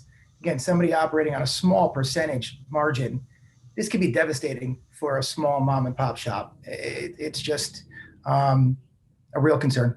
But thank you for that clarification, and Senator Lopes for allowing me to ask that question. No problem. We delve and deal with the worst case possible scenarios in these situations, not the easy ones. And that's why we read the legislation. Representative Paletta. Thank you so much. And, if I could just make one quick suggestion, something that I think might go a long way down the road in a floor debate on this, if it makes it there. Perhaps the right to counsel is worthy of discussion, as I do believe it is, but maybe we need to look at, at what point does this come in? Would it be the first time you're getting evicted, or is it if a person is using it for 4 or 5 evictions? I would venture to guess that a person that really falls on hard times, that can prove that they need to be represented by counsel in a court of law should have some sort of coverage. But then a person that was gaming the system maybe is not entitled to that.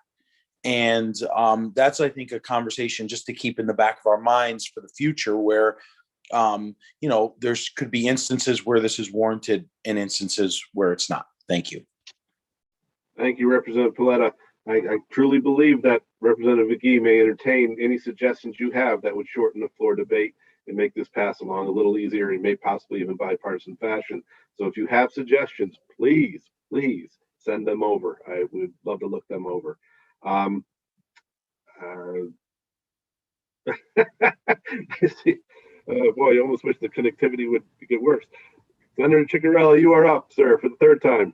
Are you sure you guys weren't muting me intentionally so I don't get to keep talking, have to keep making me log on and off? My mother did say I talk too much. But with all honesty, with the right to counsel, that was a great point that's made, that there is times when it's necessary. And from my experience with the housing court, that the mediators do a great job and are able to come to a resolution and be able to resolve it without it going in front of the judge. And maybe that would be a point where the assigned counsel, if you will, would come in to be able to help through that process. But my concern there too is what happens when somebody can't afford an attorney for a civil matter. I just think that this may be a slippery slope, and I know that we want to keep it in housing, but there are people that can't afford other types of litigation support. And at what point do we cut that off? That's a concern that I do have and wanted to put that on the record. Thank you. That's understood, and I'm sure Senator Winfield and the Judiciary Committee will take that up someday. But seeing no further questions on this bill, Mr. Clerk, please call the roll.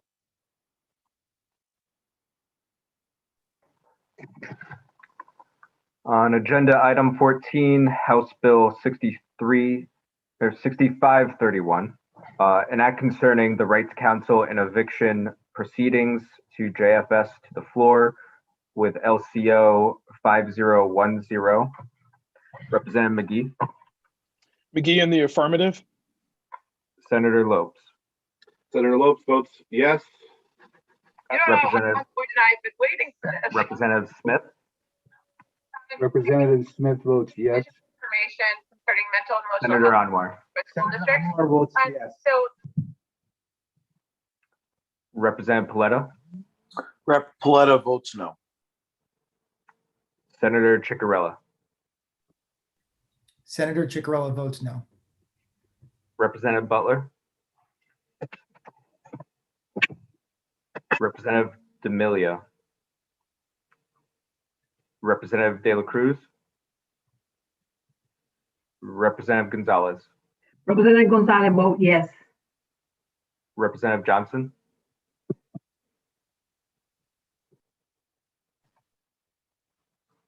Representative Johnson. I'm sorry, here I am. Yes, I vote yes. Representative Johnson votes yes. Thank you. Senator Kushner. Representative Sanchez. Representative Sanchez votes yes. Senator Winfield. Senator Winfield in the affirmative. Representative Zullo. Rep. Zullo votes no. One more time, Representative, to get on camera. No problem. Representative Zullo votes no. Thank you. Thank you, Mr. Clerk. We now move on to agenda item 15, House Bill 6533. This will be I'll entertain a motion for a JF to the floor. So moved. Moved by Representative McGee, second by Representative Smith. Any discussion? Representative Paletta.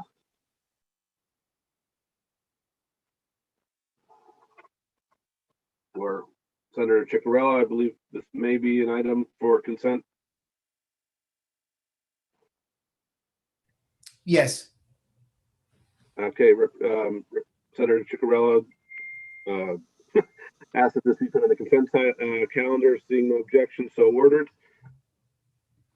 At this point, for final action, we will have a vote on the items on the consent calendar. Mr. Clerk, please announce them and call the roll.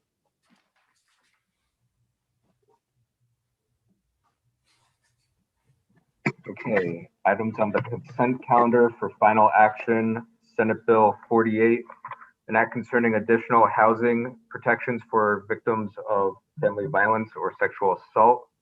That is LCO 4740. Senate Bill 49, an act increasing opportunities for workforce housing development in the state. Senate Bill 58, act establishing the homelessness response system to allocate resources for the homeless and to prevent homelessness. Senate Bill 393, an act concerning room temperatures in institutions of higher education and dwelling units. That's LCO 5001. House Bill 5679, an act concerning property tax abatement for certain first-time home buyers. House Bill 5681, an act concerning municipal opportunity reimbursement and education equity. House Bill 6239, an act concerning housing funding allocation and segregation, and House Bill 6533, an act requiring a study of methods to provide housing assistance during the COVID-19 pandemic.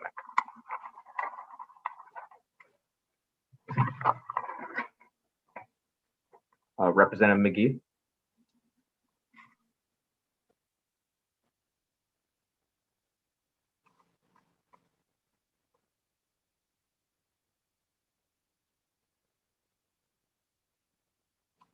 Senator Lopes.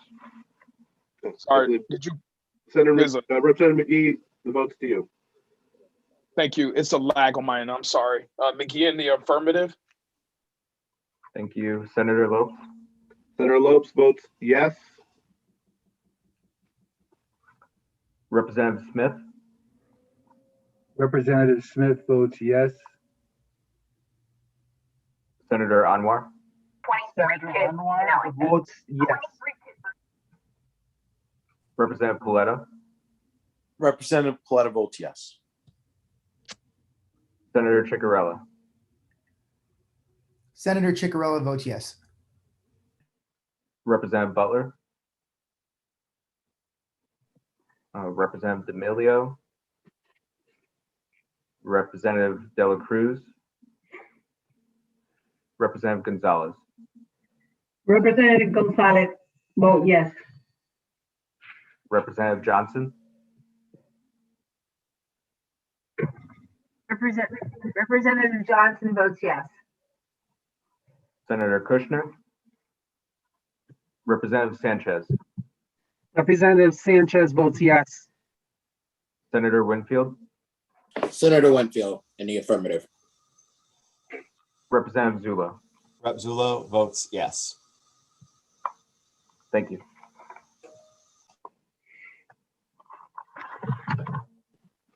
Thank you, Mr. Clerk. At this point, we will hold votes open until 2:30. And at which time we will adjourn. Representative McGee, you are recognized. Thank you, Mr. Chair. Given that this is our last official meeting, I did want to thank all the members of this committee. This has been the first that I've ever experienced, and I'm sure you all will agree with me, doing the people's work the best we can, juggling our life, our jobs, our children, and having difficult conversations. And I'm sure we're going to have many long hours of conversation on said policies. But I would be remiss if I didn't thank our staff for the work that they're doing. You know, you can see their names there, so I'm not going to call them all off, but they have been absolutely phenomenal in working with myself, ranking member, Senator Lopes, the whole team. And I know we could not have done this without you. But I've got to just give a special shout out to my clerk, our clerk, Alex. He is, in my case, he's God sent, and others he's just sent. But I'm just happy that he's able to work with this committee, provide the support that he's been providing. And Alex, we thank you for the hard work. So again, I look forward to working alongside each and every one of you as many of these bills continue to go through the process. Thank you, Mr. Chair. Not a problem, Representative McGee. It's good that you said that because I often get criticized for not thanking people. On that note, we will adjourn at 2:30. Votes will be held open until then. Thank you. People should stay on who are missing votes. The clerk will work you through them. Thank you. Hey, Alex, I'm not sure if I missed any. Could you? I will double check.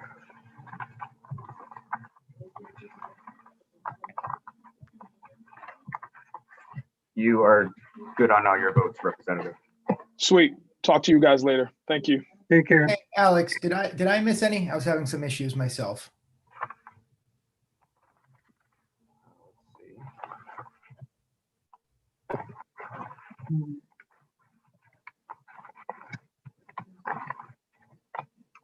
Senator Ciccarelli, you have all your votes in. Thank you so much, and great job. Thank you. I know I probably missed some. Yes. Representative Sanchez for Senate Bill 87. Do you need me to read through the bill titles? No, I'm a Okay. yes on that.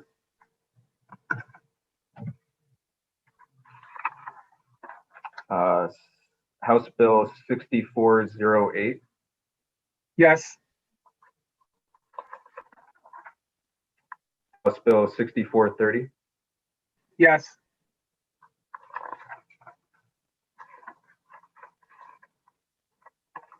And you're caught up. Okay. Thank you, Alex. You're Take welcome. care, everyone. Take care. Hey, Alex, it's Susan Johnson. I just wondered if I was able to vote in on all the votes. Dang it. We'll The check meeting's for dang you. it.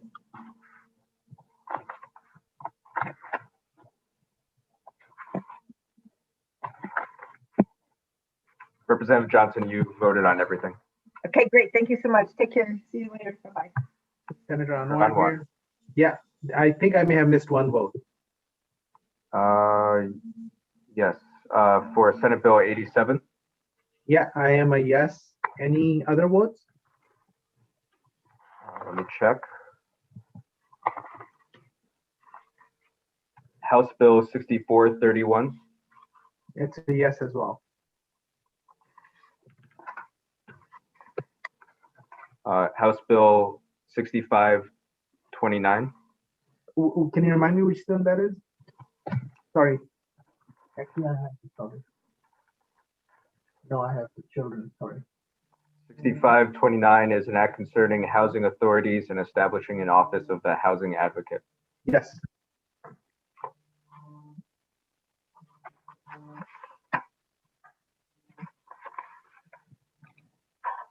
Senator, you're all caught up. Thank you. Alex, Yes, Representative Gonzalez here. yes, hi. For Senate Bill 87. 87, yes.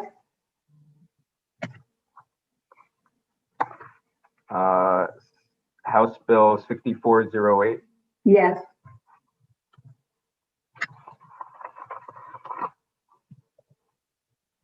House Bill 6430. Yeah, can you give me a title on that? 30. An act concerning housing authority jurisdiction. Yes.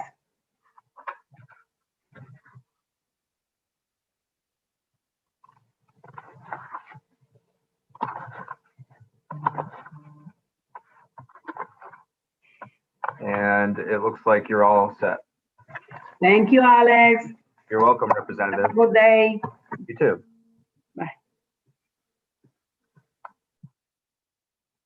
So, brother, you're gonna stay there until the rest call, right? Yes, I'm on until, what's the time? 2:30? 2:30. Not funny, right? Not fair. I'll be around for a bit. Representative Butler is present. I could take his votes. Okay. Thank you. Bye, Minnie. Bye.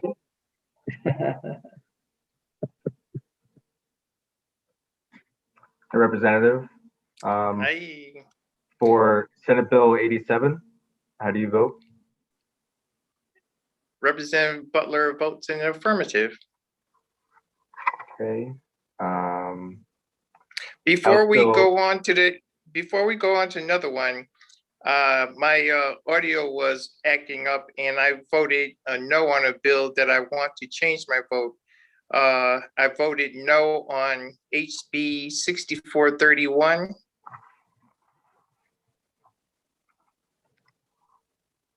Okay, and how would you like to vote?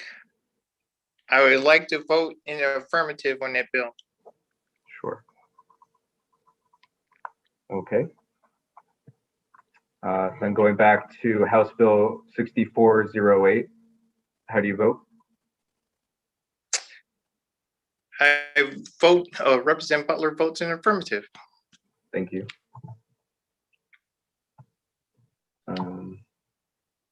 And let's see. House Bill 6430. Representative Butler votes in affirmative.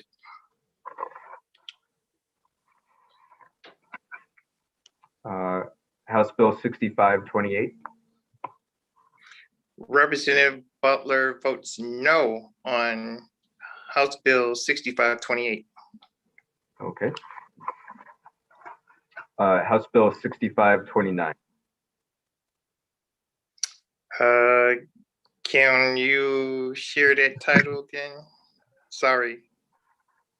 Yes, House Bill 6529, an act concerning the housing authorities and establishing a office of the housing advocate. Oh, Representative Butler votes in affirmative. Okay, House Bill 6531.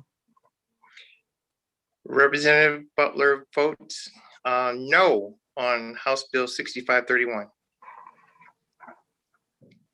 And then on the consent calendar, do you need me to read out the bills? No. Representative Butler votes in the affirmative on the consent calendar. Great. All right, you're all set, Representative. Thank you.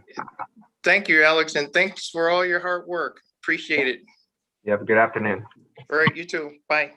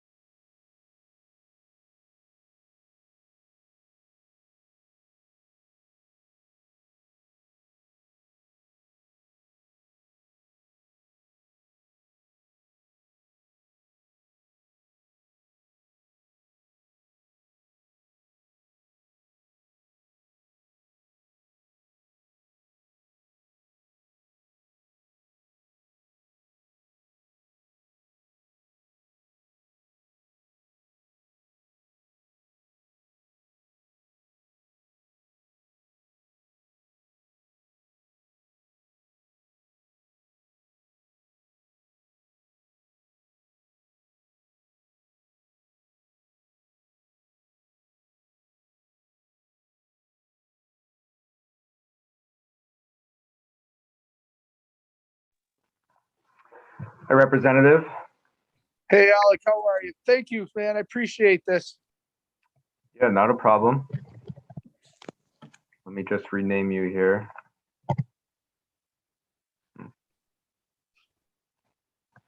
Okay. So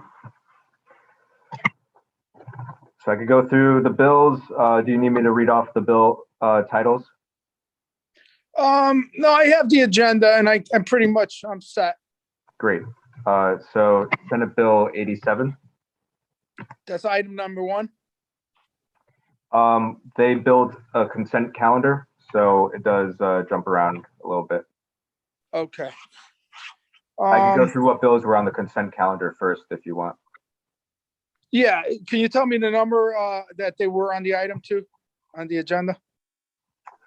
Yeah, so the consent calendar contains Senate Bill 48, and that's agenda item 1. Senate Bill 49, and that's agenda number 2. Senate Bill 86, that's agenda item 3. Senate Bill 393, that's agenda item 5. Let's see, House Bill 6239. That's number 8 on the agenda. House Bill 5679, and that is, sorry, number 6 on the agenda. Also, number 7 on the agenda is 5681. And then number 15 on the agenda is House Bill 6533. Okay. And that's the Yes. consent. All right, I'm a yes on that. Great. Okay. For everything else, agenda item number 4, that's Senate Bill 87. I'm a no. House Bill 6408. I'm a no.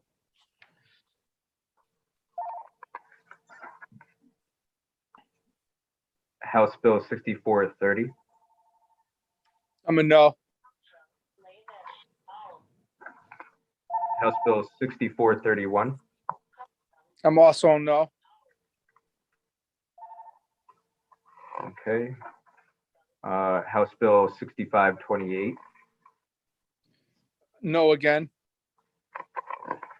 House Bill 6529. No. House Bill 6531. No. All right, you're all set. Thank you. Thank you again, my friend. I appreciate it. Yeah, have a good afternoon. All right. Thanks.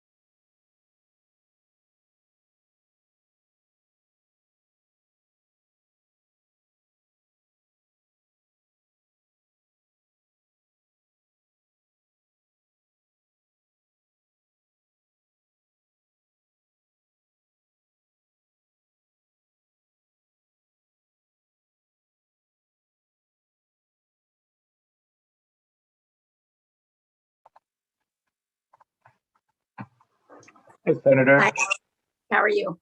Good, yourself? I'm doing well. Let me just rename you here.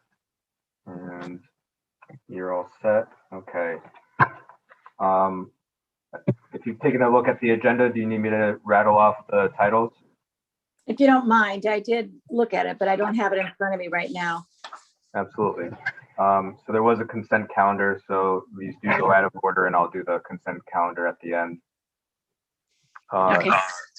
Senate Bill 87 is an act concerning certain protections for group and family child care homes. And I assume these were all, were these all bills that the chair voted for? Yes, the chairs voted for all the bills. Okay, I will vote yes. Okay. House Bill 6408. Yeah, I know that one. I will vote yes.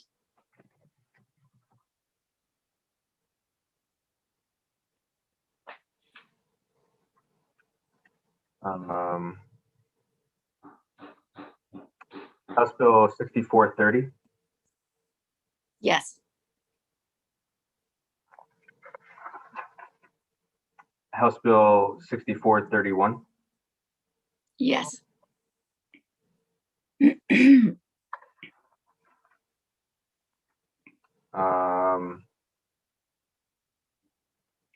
House Bill 6528. Yes. House Bill 6529. Yes. House Bill 6531. Yes. And then the consent calendar. Okay. You want me It's a- to No, let it's you know okay. what's on it? No, it's okay. I can go back and look at the tape. So I will vote yes on the consent calendar. Great, thank you. You're all caught up. Thank you. Take care. Yeah, have a good day. You too.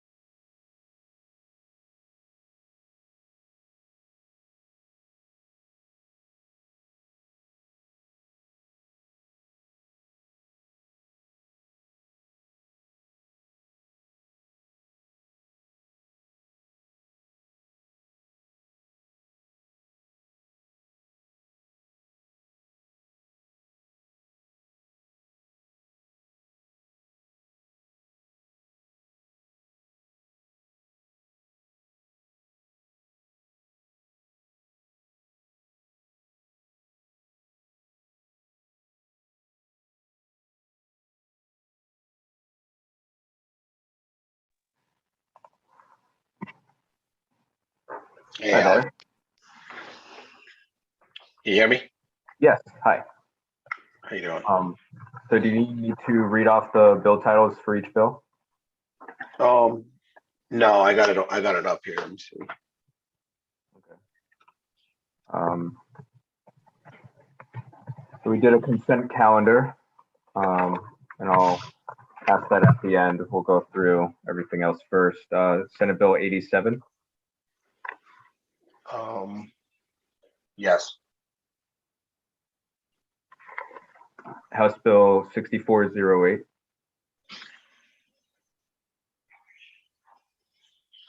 Yes.